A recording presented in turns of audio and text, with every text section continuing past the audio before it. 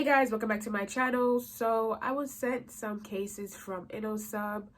InnoSub is known for selling phone case blanks and other sublimation blanks. So I'm just going to test these cases out and show you guys how well the images take on the case and how protective they also are as well.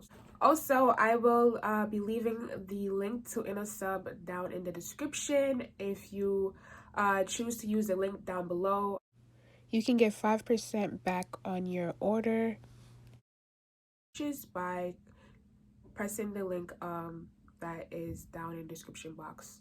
So let's get right into it. Okay, so here's a package I was sent from InnoSub USA. I kind of already opened it to peek. So these are the cases that I was sent.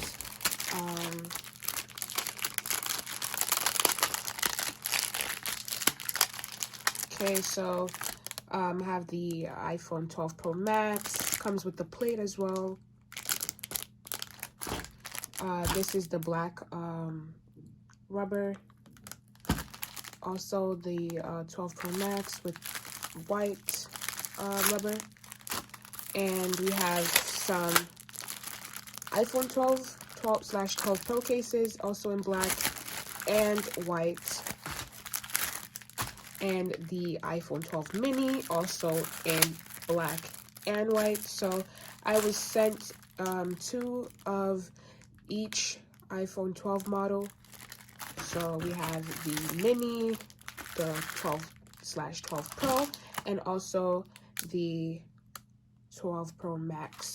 So the case comes in this plastic to protect the case, of course, and the aluminum plate is inside. So this is what you will be printing on, and the case is pretty protective. You can see it has grips on the side, and the bumper is pretty thick.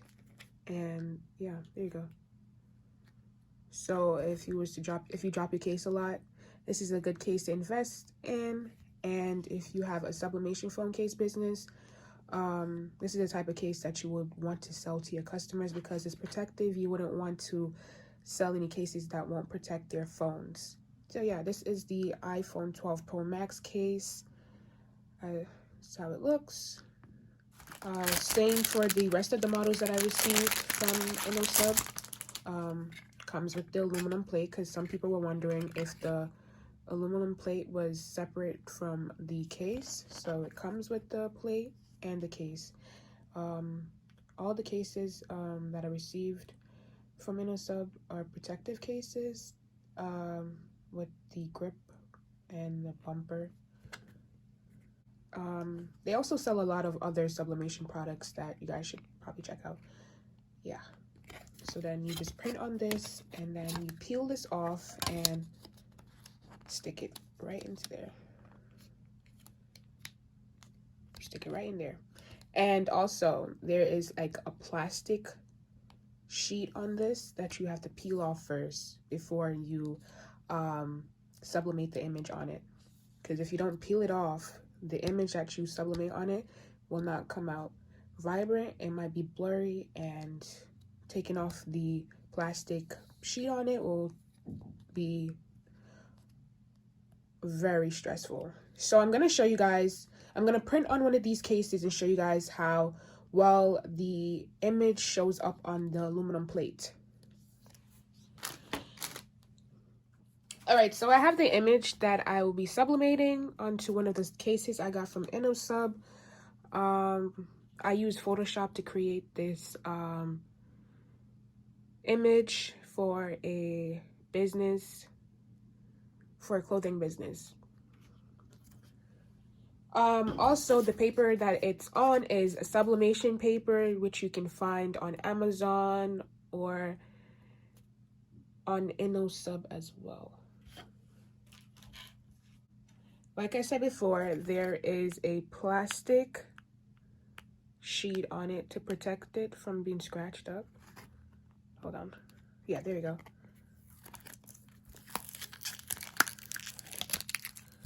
And for those who are wondering where I printed the image off of, I printed it off of Silhouette Studio. I have a video on how to download Silhouette Studio, and I also have another video on how to make a sublimation case if you want a more detailed one. So I just place it on the image, just make sure it's lined up well, as you can see.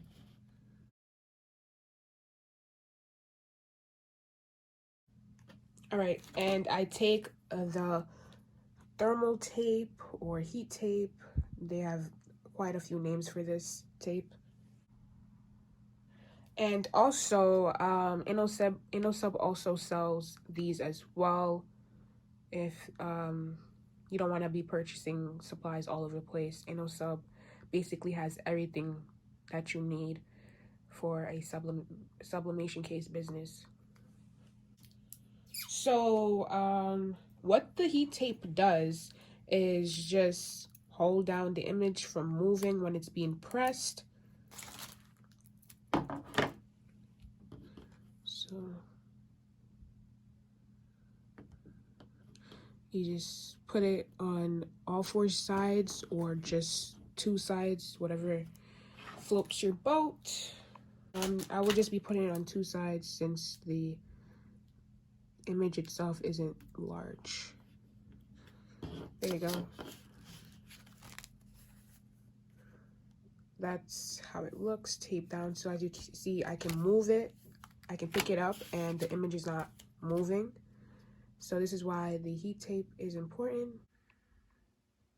Okay, so here's my new heat press that I received for Christmas, and I also will be posting the unboxing video for this heat press very soon as well. So I'll be turning it on and opening it. So the heat press also came with Teflon sheets as well, which was very good. That video will be out very soon, the unboxing video for this heat press.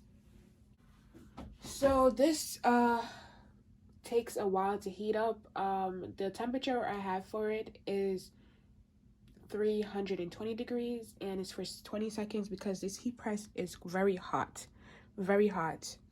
So most times when you using a dark image and you heat press it for too long, the black might turn orange or yellow, and you don't want that. Yeah.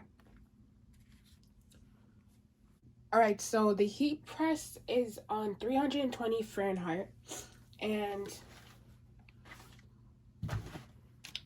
I will be putting the aluminum plate in the middle of the heat press, and I take the Teflon sheet and put it on top. You can also use parchment paper, whatever you have, or butcher paper. And then I just put it down and set the timer. So that's the timer. What I like to do is to look at it to see if it's fully pressed.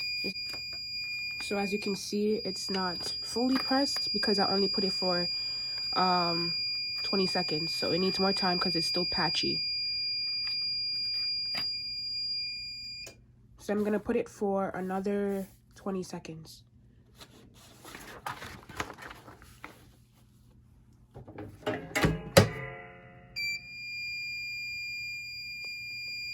Okay, so the 20 seconds is up.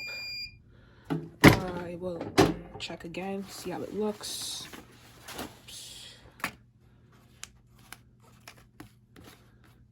More, you can see there's no more white patches like before. And it's black. It didn't turn orange because I didn't over press it. Okay, so overall I gave it 60 seconds to press, and it turned out pretty great in my opinion. So I'm just gonna take it off, and look at that. It's still kind of hot, But look how vibrant it is. The black is actually black and it's not green. It's not showing up as green or orange.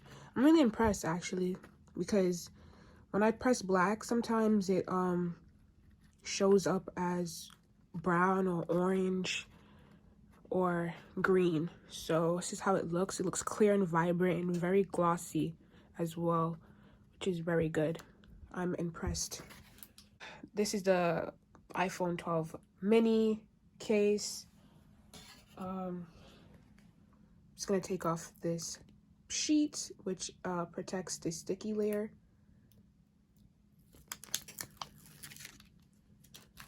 And I carefully place it on the plate on the case. And then here you go. Just press in the sides of the plate into the case. And there you go. You have a phone case. And honestly, I'm really impressed with the turnout out of this, especially black, because I always struggle with the color black. And I'm actually happy. I give this case 10 out of 10. I'm really impressed actually. I can show you guys like the difference between InnoSub. I can show you the difference between InnoSub and a different case brand. So you can see that it's, as you can see, it's brown when I press it. And then here you really tell the difference. It's more vibrant, it's black, it's not another color. So you can really tell the difference between both of these. And you can also you can see that the white isn't really white over here. It's like brownish, and you can see how white and crisp this actually is. So InnoSub 10 out of 10. Okay, so InnoSub did its thing. I really am really impressed with the turnout of this, because as I said before, I always had trouble printing black. Usually there will be spots or grains on it, which I didn't understand where it was coming from. So there you go, InnoSub 10 out of 10. And remember guys, I also mentioned in the beginning of the video that I will have an InnoSub link down below. You can click if you would like to purchase any supplies from InnoSub. You can get 5% back on your order if you decide to use the link I have provided in the description box below. I also will provide links to the different materials they have, so it will be easier to get to. So thanks for watching, and don't forget to subscribe, like, comment, and share, and just go over to InnoSub and check out what they have, because like I said, I'm really impressed with the turnout of this case, and I will be purchasing some case from them, and I appreciate them sending these cases to me for me to test and review on. So yeah, thanks for watching.